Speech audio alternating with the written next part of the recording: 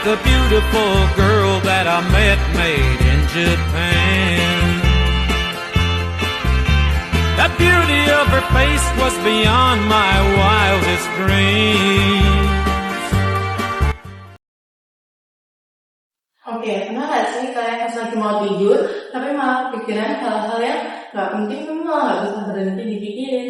Jujur aku pernah banget, kayak hal kecil yang harusnya gak pernah dipikirin, tapi malah terlintas terus di otakku. Nah, salah satu yang pernah aku sempat pikirin tuh rumah panggung. Kenapa ya orang-orang dulu tuh kalau bangun rumah tuh harus tinggi-tinggi? Apa biar kelihatan berbeda aja? Iya, awalnya aku juga mikir kayak gitu nih, kayak sekedar rumah yang ada kolam di bawahnya. Tapi ternyata alasannya gak sederhana itu loh guys. Bahkan banyak fakta yang lebih menarik yang banyak orang belum tahu. Dari situ kita jadi sadar kan, bahwa kalau hal biasa aja ternyata punya makna dan fungsi yang dalam. Nah, di sini kita bakal bahas itu semua sambil ngobrolin santai. Dengan saya, Gerata Amadel dari kelas 8A. Dan saya, Caroline Desa Saling dari kelas 8A. Di podcast Bicara. Di episode kali ini kita bakal ngobrol tentang rahasia rumah panggung yang banyak orang nggak tahu. Penasaran? Tonton sampai habis. Oke, kita mulai ya dari yang paling basic dulu. Rumah panggung itu sebenarnya rumah yang dong di atas tiang sehingga lantainya itu kan nggak langsung menyentuh ke tanah ya. Biasanya banyak ditemuin di rumah yang dekat sungai ataupun yang rawan banjir. Nah, itu kan banyak itu dari sisi yang orang banyak tahu ya. Tapi ternyata alasannya itu bukan karena hanya banjir loh. Tapi juga untuk melindungi rumah dari binatang buas. Terus yang lebih menarik lagi, bagian bawah rumah panggung itu nggak cuma kosong, kan kadang ada dipakai bagi negara atau aktivitas manusia lain. Selain itu, yang menurut aku keren banget sih, sirkulasi udaranya itu dingin loh guys. Jadi kayak kalau cuacanya panas, itu dalam rumahnya tetap dingin. Jadi pengen tinggal di rumah panggung nggak sih? Iya benar banget kan, kan hawanya panas banget ya. Panas. Di daerah sini pasti ada, di daerah sana pasti bakal ada banget kan. Makanya nih penting banget buat kita menjaga, melestarikan, dan menempati rumah-rumah seperti ini. Selain itu kita kan juga membantu untuk menjaga lingkungan kita ya. Iya, karena kan kalau bilang kita berarti juga kehilangan cara berpikir orang dari masa lalu. Iya dong, tapi ngomong ya, aku baru tahu kalau rumah panggung itu bukan cuma soal fungsinya, tapi juga ada sila budayanya loh.